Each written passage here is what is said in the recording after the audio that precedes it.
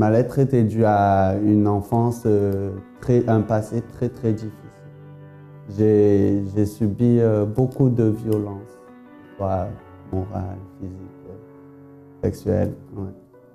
Ça a mis comme sentiment à l'intérieur de moi une très profonde haine, un profond mal-être. Comme je vous ai dit, je me détestais. Quand j'étais petit, j'avais des problèmes, j'avais du mal à m'endormir, je faisais énormément de cauchemars. Mais ensuite, quand je suis devenu adolescent, peut-être vers l'âge de 15 ans, là j'ai commencé à vraiment prendre beaucoup de médicaments en même temps. Voilà, pour dormir longtemps, voire ne jamais me réveiller. C'était ça le truc, tellement j'étais mal. Au fait, je pense que c'était aussi des appels au secours pour voir ma détresse. Ça va marcher, ça va marcher. Et sinon, ouais, quand je suis devenu plus grand, ado, ouais, j'avais beaucoup d'insomnie, énormément d'insomnie. Oui, je fumais. J'ai touché pour la première fois une cigarette à l'âge de 8 ans. Mais ensuite, j'ai commencé vraiment à fumer comme ça avec les copains à l'âge de 12 ans. C'est-à-dire peut-être un paquet qui faisait le mois. Mais ensuite, à la suite de ça, j'ai commencé vraiment à être vicié dans la cigarette à l'âge de 15 ans, quand on passe au lycée, au fait, vacances de troisième. Oui, j'ai fumé, un paquet un jour et demi. C'est-à-dire 20 cigarettes, un jour et demi. En gros, 15 cigarettes par jour.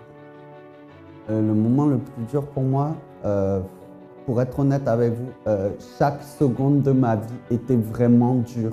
Bien sûr, il y avait des moments où je souriais comme un enfant, mais en fait, j'ai pas eu d'enfance ni d'adolescence.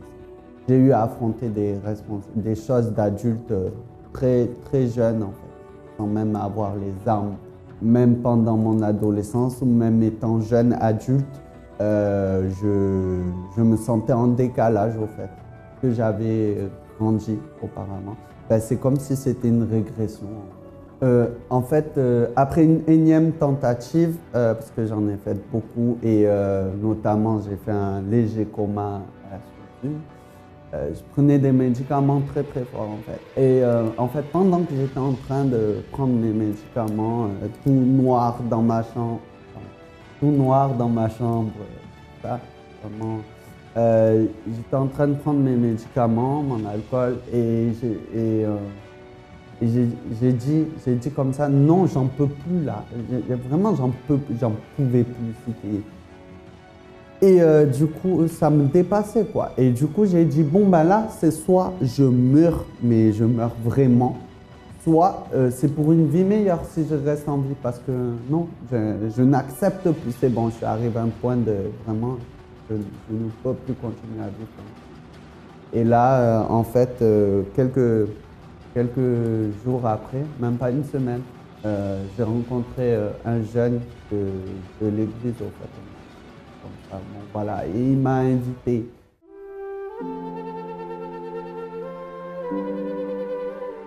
Alors, quand je suis venu, qu'est-ce que j'ai fait? J'ai commencé par écouter la parole qui sortait de l'autel et vouloir commencer à la mettre en application dans ma vie. Quand je suis arrivé à l'église, peu de temps après, il y avait une campagne de Néhémie, un propos de la reconstruction. Et j'ai trouvé ça vraiment fort, la façon dont il s'est comporté. Et j'ai dit, je veux être un Néhémie de ma vie. Je veux être Néhémie de ma vie. Et donc, j'ai commencé à vraiment y croire que moi aussi, ça pouvait m'arriver. Aussi quand j'entendais les témoignages, que ce soit à la radio ou quoi, ou que j'ai lu dans le Semeur. Sinon, j'ai fait la campagne d'Israël et j'ai fait le jeûne de Daniel dernièrement. Pendant la campagne d'Israël, il y a eu des luttes, c'était très difficile. Un engagement vis-à-vis de Dieu, au fait. C'était ma part que je devais faire. C'est vraiment ça. Ouais. Et c'était de demander à Dieu de continuer, parce qu'il avait déjà commencé, à transformer ma vie. Et il continue. Aujourd'hui, ma vie est reconstruite. En fait, maintenant, je suis un homme qui m'aime et qui aime son prochain. Je n'ai plus du tout de pensée suicidaire, plus du tout, du tout. Je n'ai plus d'insomnie. En fait, je suis heureux de vivre, en fait. J'ai la joie de vivre. Quand il m'arrive un problème, je confie ça à Dieu et puis je sais que Dieu fait, Dieu agit. Voilà. Concernant les vices à cigarette, j'ai complètement tout arrêté, quoi, en fait. Comment j'envisage la vie? Je peux dire, je veux être un homme de Dieu, marié avec une femme de Dieu et avoir des enfants de Dieu. Et voilà, prospérer, parce qu'on m'apprend ça aussi au centre d'accueil, comment mettre les choses en place, comment croire en soi, la persévérance, des choses comme ça. Les ingrédients de la réussite, au fait, j'ai envie. Bienvenue à vous qui consacrez encore un temps pour pouvoir assister à cette émission très importante parce que ce que vous allez recevoir va vous aider. Vous savez, nous recevons ici au centre d'accueil beaucoup de personnes qui viennent à la recherche d'une aide parce qu'elles ont déjà essayé par plusieurs moyens de trouver la félicité. Et malheureusement, toute cette recherche n'aboutit qu'à la tristesse, à la souffrance, à la frustration. Parce que vous savez que lorsque vous investissez et que vous attendez un retour sans recevoir, bien sûr que cela provoque de la frustration. Très cher ami, peut-être vous avez planifié beaucoup de choses dans votre vie et tout ce que vous avez planifié, tout ce que vous espérez, finalement, vous n'avez pas obtenu. Et comme je disais, vous êtes frustré, vous êtes un peu désespéré. C'est comme si tous vos projets sont partis en fumée et vous pensez que tout est fini. Rien n'est terminé. J'aimerais que vous puissiez voir ce premier témoignage et voir que tout peut changer lorsque nous croyons. Donc, avant d'arriver au centre d'accueil, ma vie était complètement détruite. J'étais au Portugal, mon mari ne travaillait pas, c'était pas facile. Donc, quand il est venu ici en France, donc pareil, il ne travaille pas. Donc, j'étais là-bas bloquée avec mes 2 enfants. Ce que je travaillais, ça ne suffisait pas pour nourrir mes enfants. C'était vraiment difficile. Je restais des temps vraiment dépressifs, des angoisses. Je ne dormais même pas la nuit. Tout le temps des cauchemars, je vois des personnes que je connais. Tout le temps, je fais que des cauchemars. Je voyais mes enfants comme ça me faisait mal vraiment. Je n'arrivais pas à rien. C'est une tristesse profonde.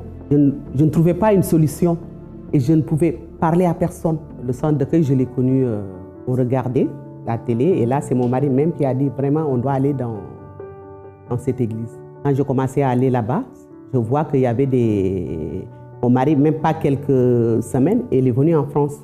Et moi, je continuais à aller à cette église. Et là, je priais là-bas malgré que je suis là-bas. Et mon mari m'appelle en disant que j'ai commencé à travailler ici. J'ai commencé à travailler ici en France. Donc c'est là que moi aussi, je voyais que les portes commençaient à ouvrir. Donc, quand la campagne est arrivée, quand j'ai fait ce sacrifice, même pas quelque temps, la personne responsable de mon foyer, Dieu l'a fait venir au Portugal. Il était venu chez moi. Quand elle est arrivée, je savais que c'est le responsable. Bon, quand elle est arrivée, c'est là que je vois, elle commençait à me créer des problèmes. Mais Dieu a fait tout. Elle l'a fait, je l'ai fait laisser là-bas. Elle m'a fait lever avec mes 2 enfants, venir ici en France. Ouais. Et mon mari, là où il était, il ne m'appelait même pas au téléphone. Elle est sortie où il était. On était ensemble chez ma belle-mère. Il a pris seulement son sac, elle n'a rien dit. Et on est habité chez ma belle-mère. La campagne d'Israël, vraiment, c'est une force de puissance de Dieu. C'est-à-dire, c'est la réponse immédiate. Pour moi, c'est la réponse immédiate entre nous et Dieu. Une réponse vraiment que quand tu demandes quelque chose et tu poses ton sacrifice sur l'autel, donc c'est là Dieu, il te répond, te montre vraiment la source du problème. Donc là, quand je suis arrivée au centre d'accueil, j'ai eu mon travail en CDI à côté de chez moi, pas loin. On a un logement, même pas 1 mois, j'ai tombé enceinte. Je n'avais jamais eu un garçon. Le jour de mon accouchement, le week-end, Les médecins étaient là tous les jours. Ils disent qu'est-ce qui se passe. Tous les jours, ils étaient là. Le matin, plus de 8 personnes. Ils m'ont dit, mais madame, qu'est-ce qui se passe? J'ai dit, mais rien, je n'ai rien. Mais non, il y a un problème parce que le sang coule, on ne comprend rien. Mercredi, j'ai appelé le pasteur. Il m'a fait une prière. Et automatiquement, il y a un infirmier qui est rentré. Et là, il me dit, bon, ça va, c'est bien. Les médecins sont venus, ils ont regardé, ils n'ont rien vu. Ils m'ont dit, bon, tu peux sortir. Ma fille, 3 ans, à chaque fois, 2 ans, je fais tout le temps pour qu'elle puisse venir, mais ça ne marchait pas. Mais cette année, j'ai fait, l'année avant qu'elle arrive, j'ai fait ma campagne d'Israël. Elle m'a appelé et m'a dit, j'ai eu mon visa. On m'a accordé le visa. J'ai dit, c'est bien. Donc, il est venu ici en France. Mais finalement, j'ai fait encore la campagne d'Israël. Et là, il a eu son bac plus 3. Et là, la bourse est sortie. Une année, elle n'était pas sortie, mais elle a sorti.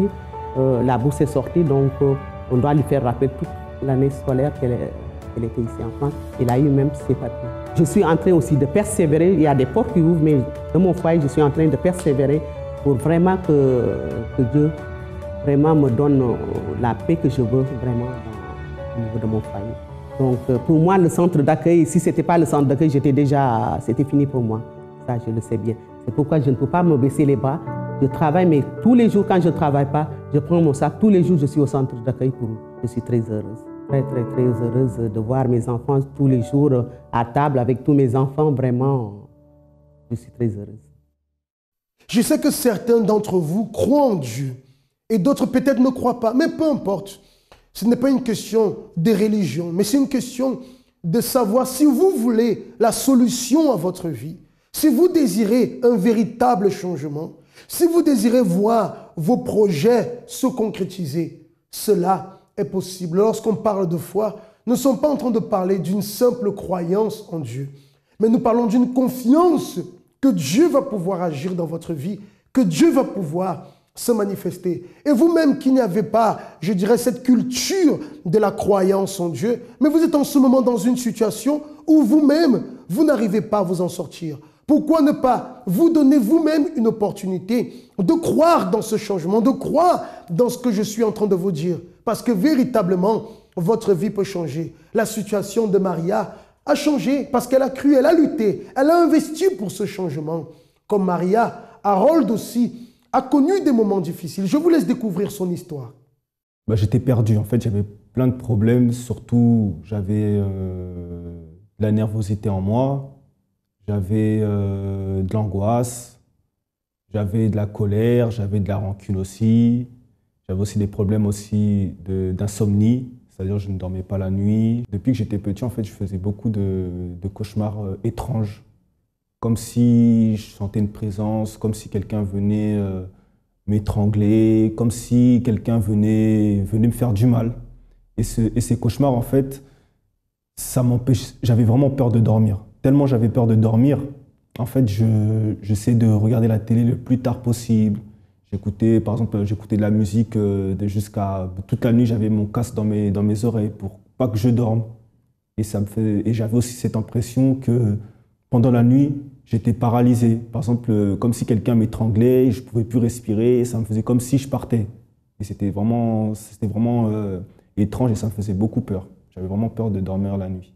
J'avais aussi des problèmes dans ma vie professionnelle, problèmes financiers, des dettes, des huissiers qui me poursuivaient, qui m'harcelaient au téléphone. Ça m'angoissait, ça me décourageait aussi. J'avais beaucoup un esprit de négativité aussi. J'étais beaucoup négatif. Je pensais que tout ce qui arrivait, en fait, j'avais l'impression que le ciel il me tombait sur la tête à chaque fois. Dès que j'ai terminé mes études, j'ai commencé, tout de suite, je me suis mis dans le marché du travail, mais je ne faisais pas ce qui me plaisait. C'est-à-dire qu'en fait, j'enchaînais des petits boulots à droite, à gauche. Je faisais même deux travails, en fait, pour pouvoir payer mes dettes, mais en fait, en faisant ça, je voyais que ça ne marchait toujours pas. J'avais toujours les mêmes problèmes de dette, rien qu'avançait. C'était des montants très élevés, plusieurs centaines plusieurs milliers d'euros. Hein. Forcément, quand on a des dettes, quand on perd tous les moyens de paiement. C'est-à-dire que j'ai perdu les moyens de paiement, tout ce qui est chèque, carte bancaire. J'étais revenu à la carte basique qui m'empêchait justement de faire les achats normalement. Donc il y avait aussi difficulté aussi à à régler certaines factures, voilà, factures courantes, loyer, électricité, etc. Et du coup, ça s'est accumulé. Toutes ces accumulations en fait, de problèmes, ça m'a renfermé aussi. Je pensais que j'allais m'en sortir seul. J'avais tout perdu. J'avais perdu le travail que j'avais perdu l'appartement que j'avais quasiment tout perdu. C'est-à-dire que même à cette période-là, j'ai même été pendant un moment hébergé. J'avais plus rien, plus de ressources, plus rien. C'est vraiment comme ça que je suis arrivé. Vous voyez que Harold avait tout, mais le temps est passé, des situations sont venues où il a tout perdu. Et concernant la famille en ce moment, peut-être vous êtes en train de tout perdre dans votre famille. La paix qui existait dans la famille, l'union qui existait, la cohésion, l'amour qui existait, peut-être tout cela est en train de disparaître. Vous êtes littéralement en train de voir votre vie familiale s'effriter et vous êtes dans l'incapacité de pouvoir résoudre. Et cela crée en vous un désespoir, cela crée en vous une souffrance. Très cher ami, ce dimanche, dans tous les centres d'accueil, ce dimanche matin, nous allons faire la grande clameur en faveur de la famille. D'ailleurs, cette semaine, nous étions en train de faire les 7 clameurs de la famille. Et dimanche, nous allons clamer encore en faveur de votre famille. Nous vous invitons à être présents pour vous qui avez besoin d'un changement au sein de votre famille. C'est l'opportunité. Et en venant ce dimanche dans le centre d'accueil le plus proche de chez vous, vous allez apporter une petite bouteille d'huile d'olive. Et nous allons vous expliquer comment nous allons utiliser cette huile qui va être consacrée afin de bénir votre famille, afin que la paix qui n'existait pas puisse exister, la désunion puisse laisser place à l'union et à tout ce que vous avez besoin. Voyons la suite de l'histoire d'Harold. En fait, le centre d'accueil, j'ai connu à l'époque. Ma petite amie m'a invité au centre d'accueil. Je suis arrivé comme ça. Auparavant, je croyais en Dieu. Je connaissais l'église, je croyais, mais la façon dont j'ai été orienté, ça m'a permis en fait de faire en fait une chaîne de prière par rapport à ce problème que j'avais. Surtout le problème d'insomnie qui m'empêchait en fait d'être concentré, qui m'angoissait, qui me faisait mettre presque dans la dépression. Donc j'ai commencé par une chaîne de prière le vendredi. Ça m'aidait beaucoup. En fait, les chaînes du vendredi m'aidaient beaucoup à lutter contre ce problème que j'avais. Le fait que même que je venais participer aux chaînes de prière, il y avait de l'amélioration, mais il n'y avait pas de la transformation. Et moi, je voulais la transformation. Et c'est là où j'ai pris la décision vraiment de me lancer à un propos qui a été annoncé. C'était la campagne d'Israël. J'ai fait vraiment une analyse de ma vie. En fait, je venais à l'église, mais je ne pratiquais pas totalement ce qu'on me disait. Déjà, j'ai commencé par être fidèle à ma dîme. J'ai commencé aussi à abandonner toutes les mauvaises choses. Cette vie-là ne me plaisait pas parce que j'avais quand même... je faisais semblant. Quand je suis arrivé au centre d'accueil, je n'étais pas vraiment accroché, mais je voulais vraiment avoir une alliance avec Dieu. Et c'est là où j'ai vraiment pris cette décision de tout abandonner, de vraiment mettre en pratique tout ce qui sortait de l'autel.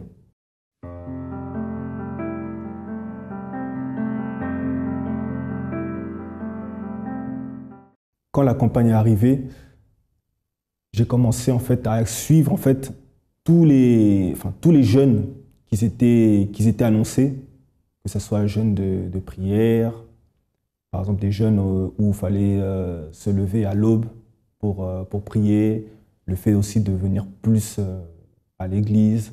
J'ai construit en fait mon sacrifice en vendant, parce qu'à l'époque j'avais pas d'emploi, donc j'ai vendu tous les biens que j'avais dans mon ancien appartement. J'ai rendu même les clés, même la caution que j'avais de cet appartement, je l'ai pris pour sacrifier. Donc j'ai vraiment sacrifié tout objet que j'avais dans l'appartement pour mettre sur l'autel. Je l'ai fait parce que j'étais révolté.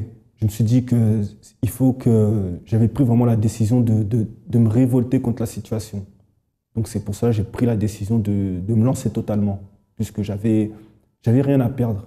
Personne ne m'a forcé à faire dans le sens où c'était moi qui voulais mettre Dieu à l'épreuve à travers cette campagne d'Israël. Alors, le résultat de ce sacrifice, la campagne d'Israël, déjà, j'ai été délivré de l'insomnie, de la nervosité, de la rancune, de la haine que j'avais auparavant, que j'avais gardée. Moi, j'étais vraiment, la première chose, c'était la délivrance spirituelle. Ensuite, à travers d'autres propos qu'on faisait à l'église, des propos, d'autres campagnes aussi, Dieu a restauré aussi ma vie financière. C'est-à-dire qu'avant, j'avais perdu tout moyen de paiement, fichier Banque de France, etc., etc. Grâce à d'autres propos et d'autres campagnes, en fait, j'ai réussi à reconquérir tout ce que j'avais perdu. Surtout, j'ai réussi à conquérir également au niveau de ma vie professionnelle. C'est-à-dire que maintenant, j'ai une vie professionnelle établie.